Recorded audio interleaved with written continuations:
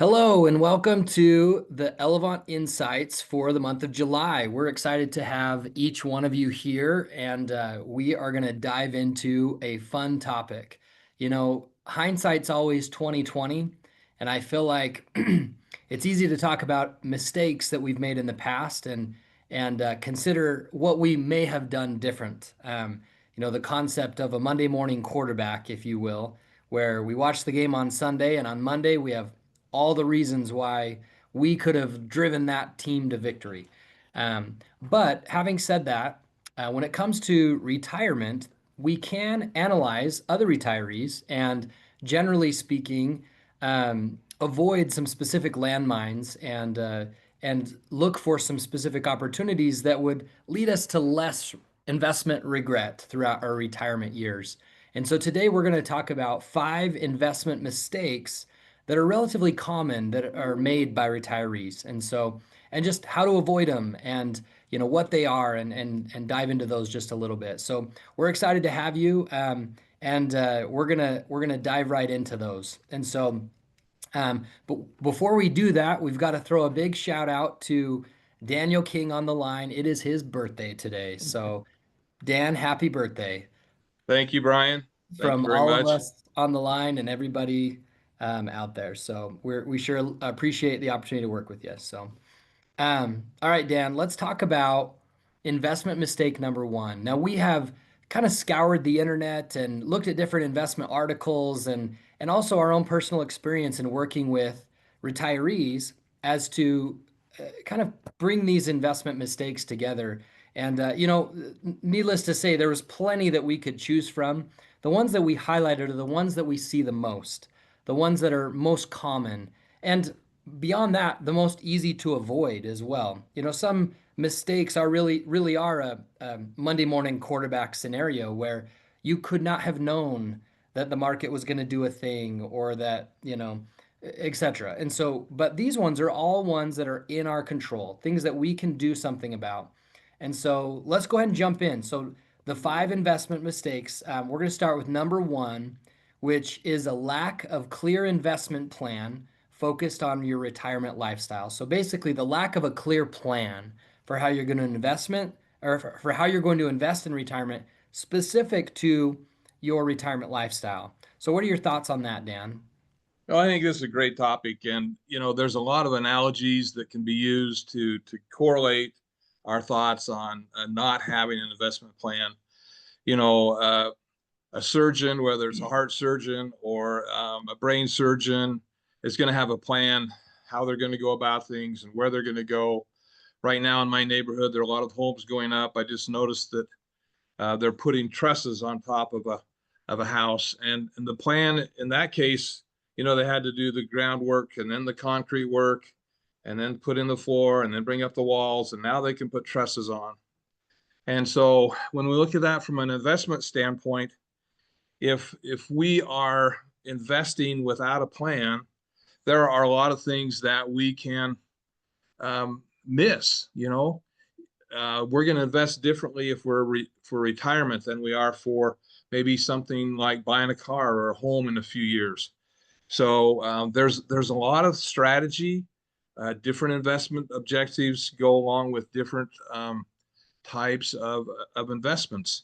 And if we're not having that plan put together, we could have uh, major problems and interruptions in what we're doing. Maybe we need to pull out money and it's not ready yet. So there's a lot of need to have that plan so it's cohesive, and so you don't have to sell when the market's down because you need that money unexpectedly. You need to have that plan in place so that you are making the decisions that are beneficial for you, whatever the circumstances might be. We can miss maybe taxes. Maybe that's something that we're not looking at right. There are a lot of things, compounding returns and diversification and capital gains, and a lot of those kinds of things that need to go into place. We'll talk about our IRAs in a little bit as far as when to take those out so we take advantage uh, of the tax benefit there. So those are some of the problems. Let me just kind of touch a little bit on how we avoid it, and then throw it back to you, Brian. But if we are setting specific, measurable retirement goals, that's going to help us. If we have a blueprint that's in place, that's going to keep us, if we're bowling, if we're going to keep us from going into the gutter or you know whatever it might be, that we are um, keeping our focus on the end goal. Maybe you have goals for buying a new car, or a second home, or maybe even it's just travel. um, we need to make sure that the investments match up with the time horizon and the risk tolerance. Yeah. I think what I find a lot is if we don't have a clear plan, we're often enticed by fads of the time or exciting investments, um, Exactly. and maybe adding a little more risk to our portfolios than we really want. And even just are more prone to panic during volatile times, if we don't have a clear plan that we can stick to. Um, and you kind of spoke to it, but really folding in your specific liquidity needs, right? Like if you need your money coming up soon because you're going on a trip, or you're going to buy a car, or maybe buy that second home down south, right? Um, or even just that you're getting ready to retire and you're going to retire at a certain point. Just really positioning those investments intentionally and having a really clear and concise plan for not just how you're going to weather volatility and manage the taxation of those investments, but also just when you need those investments throughout your retirement years.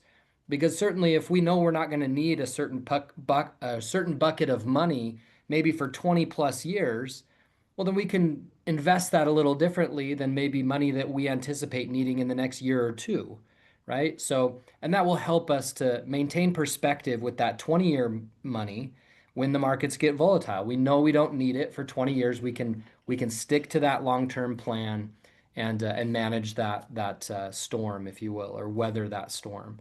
So, Very so true. generally speaking, just having a clear investment plan very specific to your retirement lifestyle and the goals and the liquidity needs that you have coming up. So that's number one. Any final thoughts on number one, Dan? No, I think we'll kind of come back to that as we move through the rest of these as well. Yeah. So We let's need a jump to plan. let's jump to number two then. So number two is taking too much risk. Now, I think this is a natural feeling, right? When we get closer to retirement, we do have that sense that we should be less risky, right? And we see that in clients a lot. The extreme version of that would be to throw everything under your pillow or bury it in a coffee can in the backyard, right? We've heard all of these things before. But generally speaking, I think our society does a pretty good job of helping coach us towards this idea that the risk that we're going to take at 30 years old may not be the same risk that we're going to take at 60 years old. And so, Dan, maybe talk a little bit more about that mistake and why it's a problem and maybe how we can avoid it. Well, I think the very first thing that everyone seems to focus in on is volatility. And so if we've got our investments in assets that are going to grow, they're also have a greater chance of downturn. So when we go back to, let's say, COVID, and the market was very volatile, and you were in 100% stocks, for example, you had a lot of volatility when the market went down. And so it comes back to a lot of different things: risk tolerance, making sure that we don't have more than what we need. We spend a lot of time at Elevánt Wealth focusing on the importance of having a comprehensive financial plan. And as we go through the investment part of that, a lot of times we can reduce the risk or the return that we're trying to get for a client and still have a better outcome, because we're not going through the sawtooth of ups and downs as much. So if we have too much risk, um, we may have the peaks, but the valleys are deeper. And so we just need to be careful that we don't have too much risk in our portfolio. And some of the ways that we avoid that are to make sure that we have a balanced portfolio, that it's diversified, and that you spend some time in making sure you understand exactly what your risk appetite is. You know, I have some clients that are very, very conservative in their 30s, and I have another client that's in his 80s that's very growth oriented. And so it has to come back to what your risk tolerances are and that you understand. But just in general, again, if you've got short-term needs, midterm needs, or you might need that money in the near future, you may need to pull back a little bit and not have as much risk in your portfolio. Because if we have a downturn in the market and then you need that money, you're going to be at a disadvantage versus if you had a broader diversification and less risk. Yeah, I completely agree. I think another thing, and this kind of goes back to the clear investment plan that we talked about a minute ago, is, when we're seeking too much risk, oftentimes we're chasing those high returns, right? We're looking for things that are really exciting and have huge potential upside. Maybe we're trying to make up for lost time, in retirement, when you're building your assets, you're saying, "Hey, I've got to really make up for lost time and take more risk than what is comfortable to you or what your plan even needs." And so taking too much risk, I think, is again kind of a natural thing. Most people don't have this problem, but there certainly are those situations where we see people chasing high returns, really leaning into things that are very aggressive and very volatile. It's a different game that we're playing when we're pulling money out of our investments to support retirement than when we're putting money in.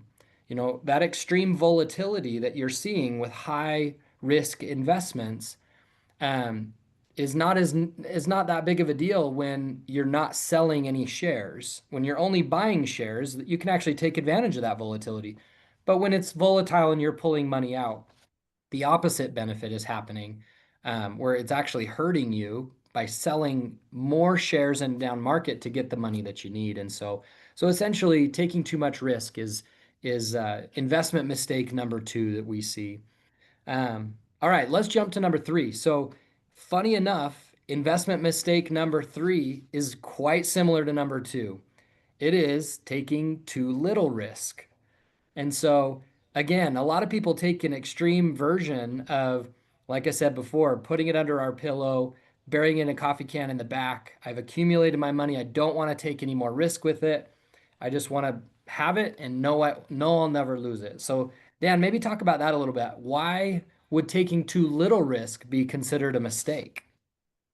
That's a really important question, and I think to to start off with that, I'd want to kind of put our mindset in the scenario that as we go into retirement, um, this may be the new job that, if you look at retirement as a job, you're probably going to be in that new job 20 to 30 years, and we can't have money invested um, ultra conservatively or maybe even just too conservatively and expect it to last in a long period of time.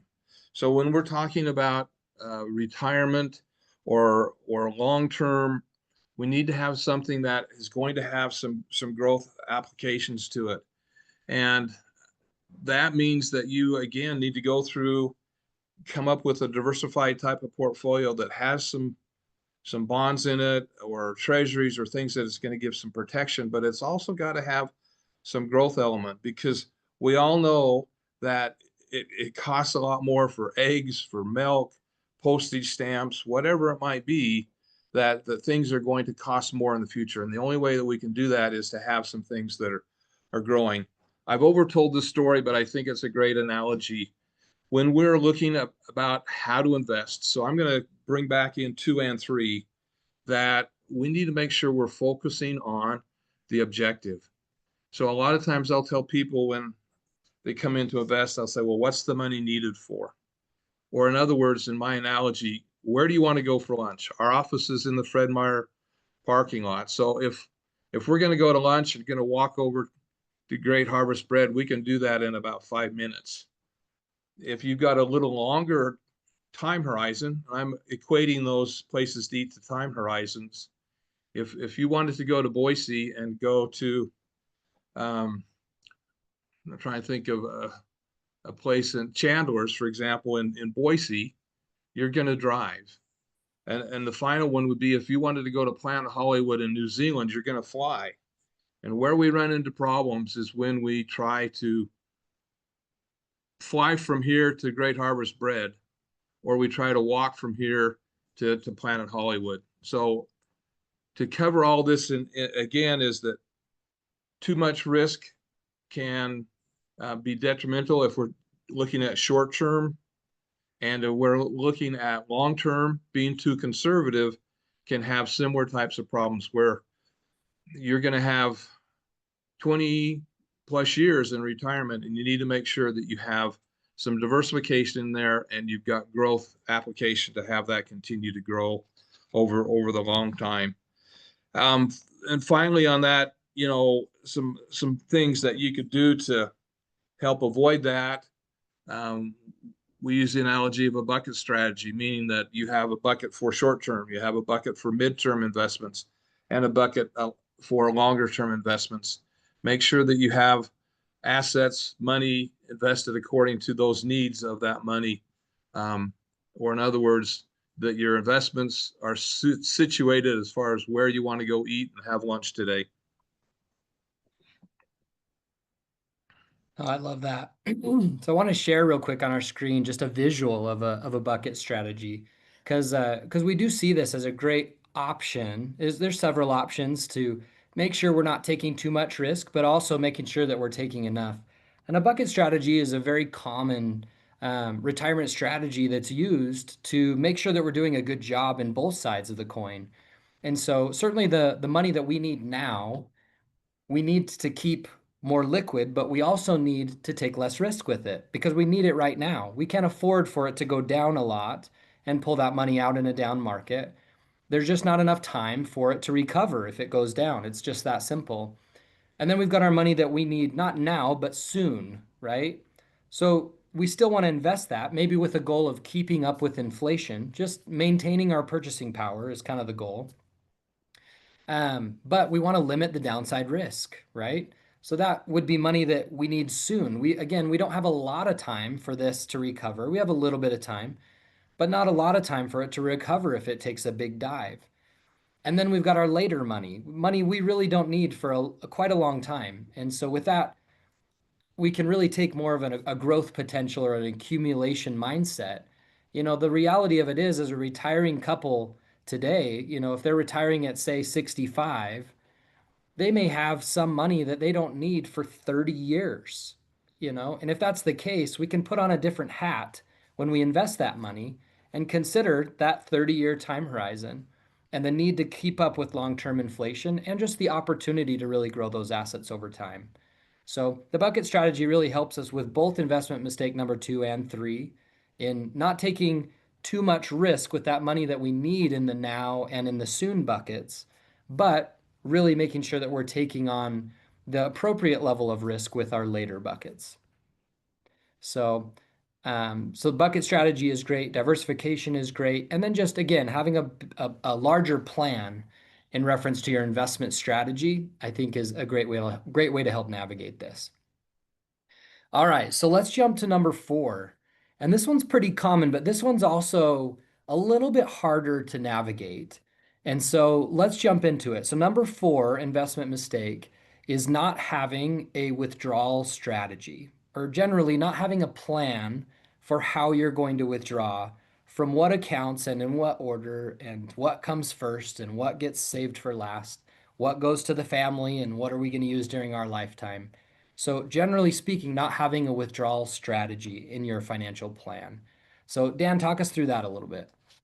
Great question, Brian. And this is something that's weighed on my mind for a lot of years. And in fact, was part of the genesis last year why I took some courses on retirement income strategies. And what it really boils down to is there are a lot of different plans, different ways to start pulling that money out. A lot of folks will say, well, you grow your nest egg and then you just take out 4% and everything will be fine. And in general terms, that's on the right track, but there's some guiding principles that we need to make sure that we're looking at as we focus on that. It may come back that, maybe you want a little bit more security, and that if the market's down when you start taking that out, or, the sequence of withdrawal, what happens if you retire right when the market's down, and that 4% number is down, and now you're taking out more than what you wanted to. So it's very important that you have a strategy that can look at the particular situations that are going on within the marketplace. And, the other thing, simply putting in that in place, that you're going to take out X amount of dollars and that you revisit it, that a year from now, you're going to look at it and say, 4%, I can take out more, or I need to reduce it and take out a little less. So it's important that it's not just a one and done, or even worse is that you just, oh, I think I need $15,000 for the next 6 months. So you take out a lump sum and don't plan. And so obviously there's a little bit of a theme to what we're talking about today, is that you need to have that foundational plan, whether it's building your nest egg, not having too much risk, not having enough risk, or in this case, how to take that out. That's really the key, is that you have a consistent plan that can be reviewed on an annual basis, and making sure that you're going to weather the storm. Because what we feel is very important in our clients' life is that they have enough money to take them to their end of their life, and that they can pass on what they want to the legacy, whether that's family or charities. And so as we go back to withdrawal strategies, making sure that, one, we're taking it from the right areas, whether it's a Roth or an IRA or annuities or cash accounts, that we're taking it out from the right areas and taking it out tax efficiently. That's kind of what I'm thinking about withdrawal strategies right now, Brian. No, I think that's great. And I think when I think about withdrawal strategy, the first thing that comes to my mind is the tax aspects of that.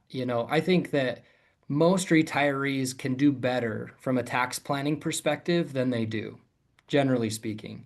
We're going to talk about Roth conversions and required distributions and some of those things in here in a minute. But even just your withdrawal strategy can fold into your tax strategy overall and really bring more money home to you at the end of the day. The funny thing about taxes is there's how many pages in the tax code? Tens of thousands of pages in the tax code. So I had somebody tell me one time, knowledge is money when it comes to the tax environment, right? Because if you can save a dollar, that's 100% rate of return on that dollar. And that's hard to come by in your investment strategy without taking, generally speaking, any risk, right? And so being intentional with your withdrawal strategy allows you to really consider the tax aspects of your accounts, right? So we know that IRAs, we pull it out, it's going to be taxed. We know that if we pull money out of a Roth, it's not going to be taxed, it's tax free. We know if we pull it out of a non-retirement account, we're going to pay some tax on the growth and we're going to return our principal to ourselves tax free. And so really just using those different resources that you have to put together a strategy that doesn't just work from an investment perspective, but that really optimizes your tax situation as well.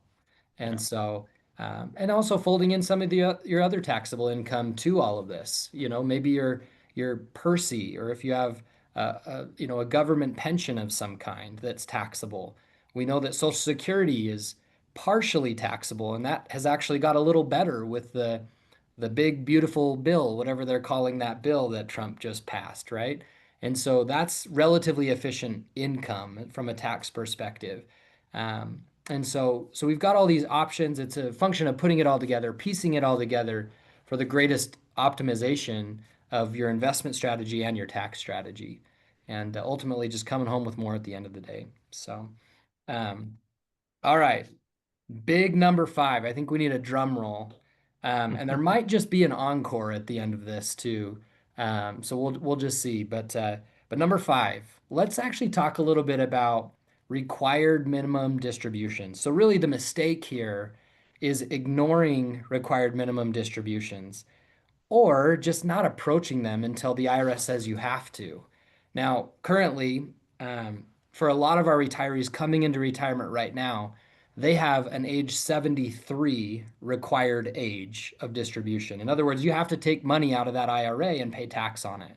The IRS has let you defer that long enough and they want their tax money.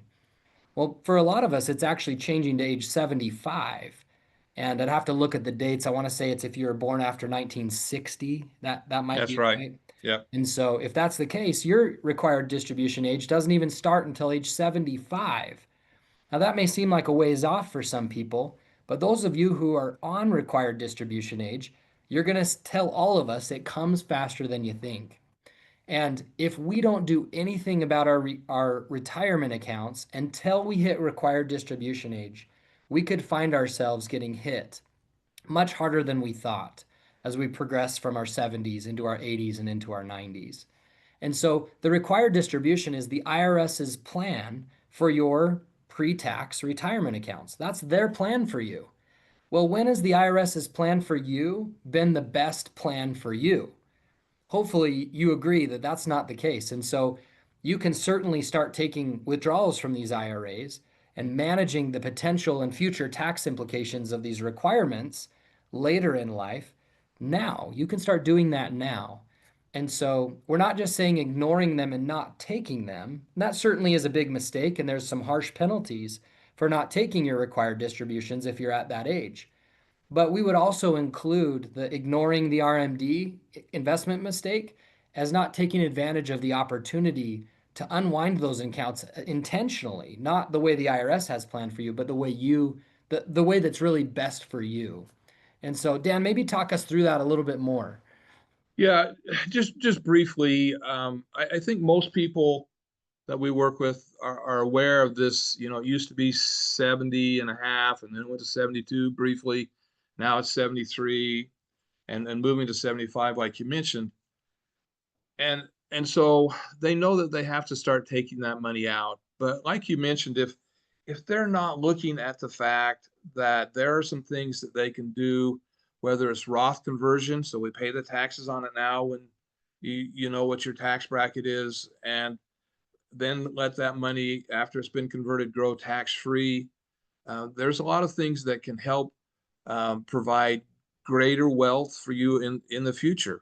And one of the challenges that Brian and I both have with our clients that have large amounts of required minimum distributions is that they've got tens of thousands of dollars that they've got to pull out of these IRAs, and they have to pay taxes on them. And so now's the time. I mean, if you're retired, or 60, 65 in that area, to start looking at those future RMDs, and are there ways that we can take care of that now that will reduce the liability of that, going forward. And that, the RMD takes into account all of your IRAs, 401ks, 403bs, all of your qualified plans. So it is very crucial that we do, take a look at that, and visit with us concerning when to start taking that, and how to start taking money out and use it for charitable contributions. There's a lot of things that we can do with that.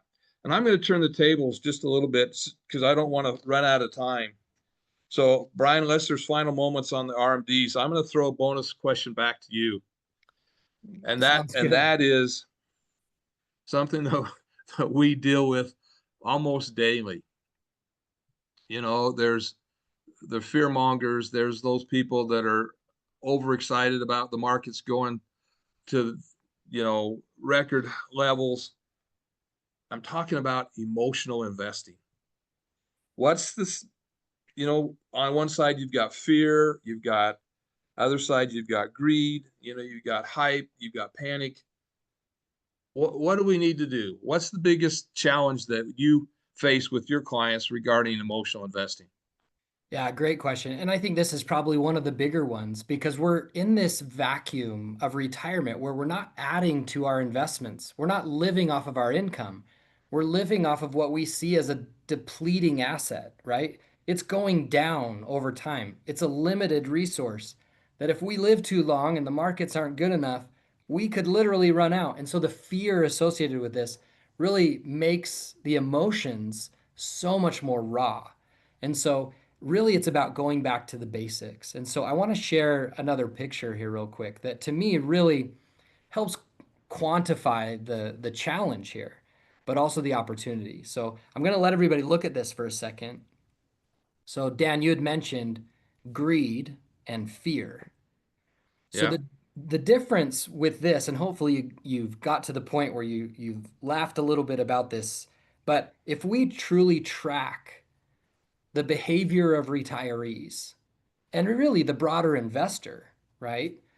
We can track the inflows and outflows of major mutual funds or major ETFs or even stocks.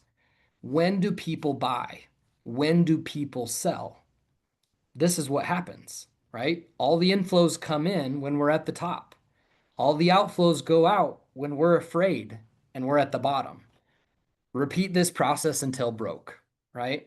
And so, from our perspective, it really is a function of not going with the herd, sticking to your long term investment strategy, and remembering the simple basics of investing, which is to sell for higher than you bought for. If you can buy low, if you can go against the herd and buy low and sell higher, then guess what? You just made money in the market, right?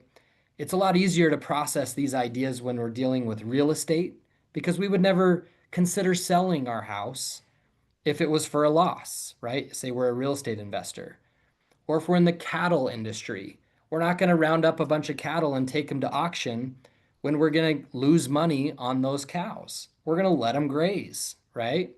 Until it makes sense for you to sell. So, no difference in retirement. And so, again, that longer term investment strategy is what can help us curb our emotional reaction or our emotional desire to bail when things get rough. This is kind of the opposite of number two that we talked about, which was taking too much risk is natural for us to kind of slow that risk down. Well, this is where it's not natural. It's not natural for us to watch our investments go down in value, especially as a retiree. But we got to remember those simple investing 101 basics and make sure that our financial plan and maybe our bucket strategy will allow for different buckets that we can pull from for our needs when markets get tough so that we can weather the storm and ride this out.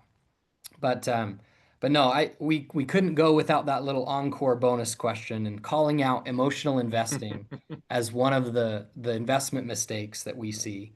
But as I see it, number one, two, and three, and even number four, a lot of these ones that we've highlighted, if you do them well, have a good investment plan, don't take too much risk, but certainly take enough, have a consistent withdrawal strategy that's baked into your larger financial plan. If we have all those things, it is much easier to not panic and to not emotionally invest, either on the greed side or on the fear side. So let me bring this down here and we'll wrap up. Generally Yeah. speaking, as I see it, success long term in investing is really more about avoiding the pitfalls, avoiding the landmines, than it is about picking that stock or picking that asset class that's just going to go to the moon. And so obviously it's very fun to go and buy assets that are going nuts right now or that are kind of the fad of the day. And maybe we do that with a small amount of somebody's money. But generally speaking, if we can hit singles and doubles all day long, we're going to win that baseball game. And so if we're swinging for the fence every single at bat, we may find that we're striking out and possibly losing that game. And so um, as always, we appreciate all of you so much, and we appreciate the trust that you have really extended to us as we put together your financial plans, your investment plans, your strategies for taxes and withdrawal strategies and required distributions, charitable giving, all the opportunities and options that we have to really be wise stewards over this wonderful bucket of wealth that you've had the opportunity to accumulate. And that stewardship is really what it comes down to is, we have these assets that you've accumulated and just doing right by them, doing the very best we can to be efficient and to use them efficiently and effectively and to avoid those pitfalls. So any final Let me thoughts from just, you, Dan? yeah, absolutely. I would just echo and 100% agree with Brian's thoughts there regarding our sensitivity to helping you take care of your objectives and financial goals. And as we look forward to next month, just wanted to kind of put in a plug for what we're talking about next month is basically navigating the volatility of the market. And we got one of the industry specialists from State Street that'll be involved with us. That'll be on August 15th. I believe that's a Friday. So please look forward to that. And as always, we do appreciate the trust that you put in us. And I appreciate the team that we have here at Elevánt is growing. If you haven't come in, you need to come in and see the team that we have in place here locally. And we have members outside of Twin Falls, outside of Idaho, still within the United States, but we're growing. We got a lot of people involved. Thank you all very much.